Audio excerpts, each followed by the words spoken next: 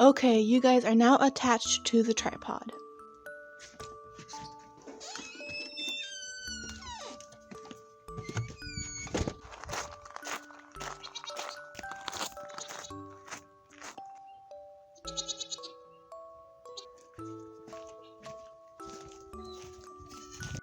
Hey everybody, welcome to the Happy Harvest Homestead.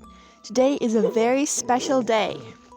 So I have brought you with me with our first baby bunny Nestbox check when they were first born.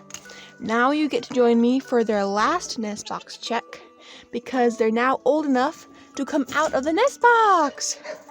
Alright.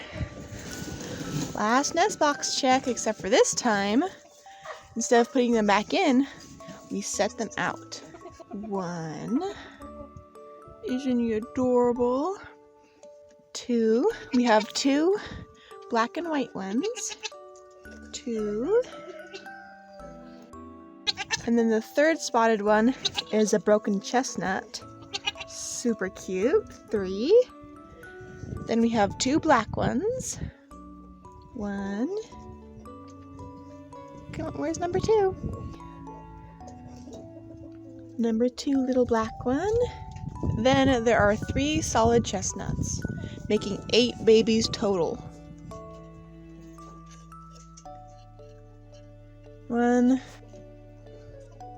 2, and 3. There you go, babies. Now the nest box will come out and I will put it back in with some fresh bedding as like a little hidey house for them.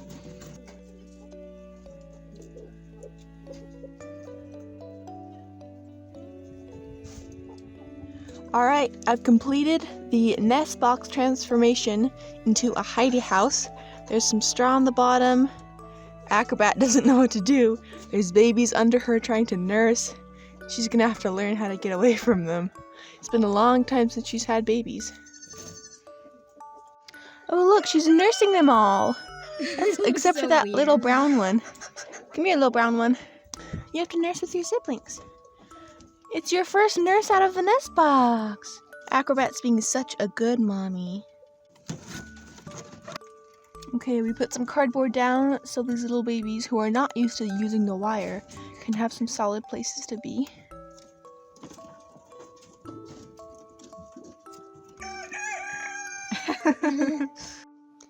These baby bunnies are 15 days old today, so just over 2 weeks.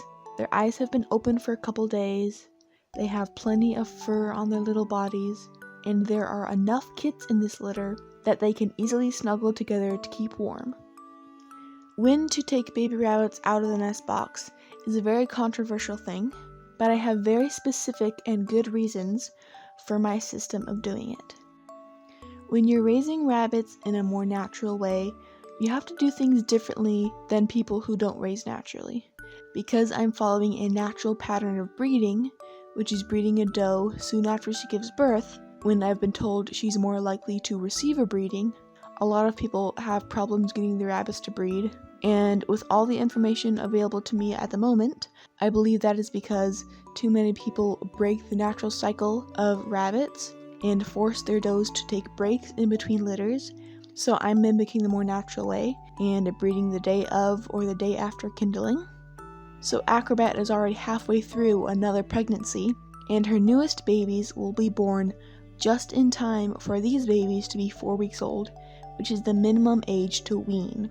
Again, some people who force their rabbits to wait to breed can let their babies nurse on their mom longer, but when you mimic the natural cycle of things, the babies have to be weaned at 4 weeks because there's a new litter on the way, and mama will just feed the newest babies, and the oldest babies can't nurse anymore. So with all of this being the case, I have to be very intentional about getting these rabbits ready to be weaned on time.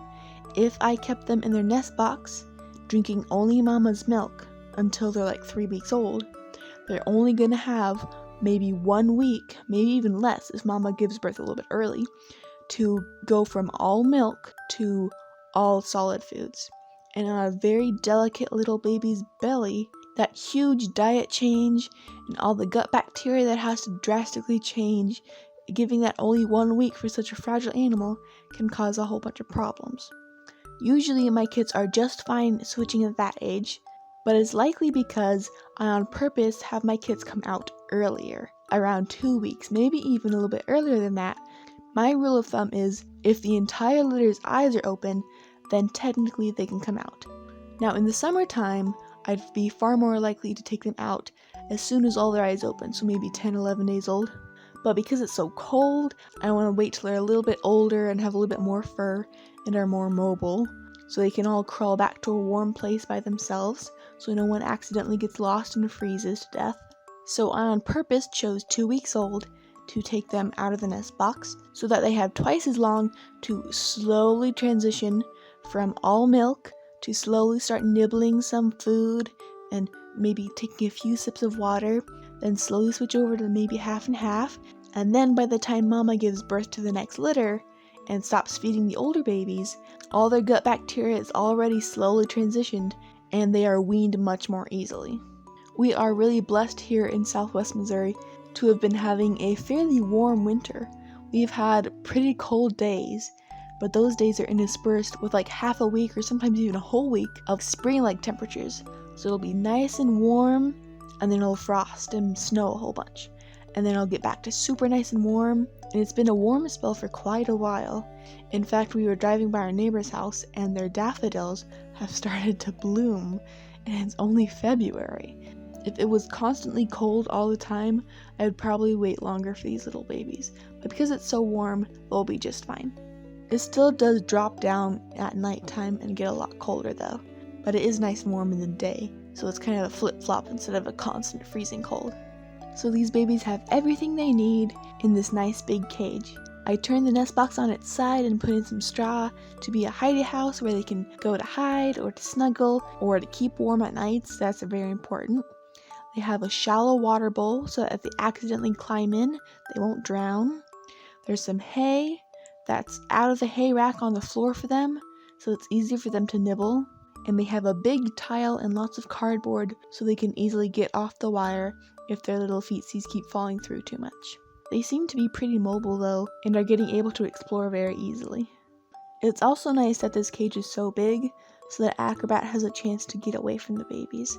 If you have a small cage and you let the babies out, they'll try to nurse on mom all the time, and if she can't get away from them, then she could accidentally stomp on a kit or something or lash out because she's just getting harassed all the time. So having a high place you can jump away from them, or like we do, have a nice big cage so she can be on one side and they can be on the other is great. Thank you guys for watching. I hope you enjoyed seeing these cute little baby bunnies and learning more about my system of raising rabbits.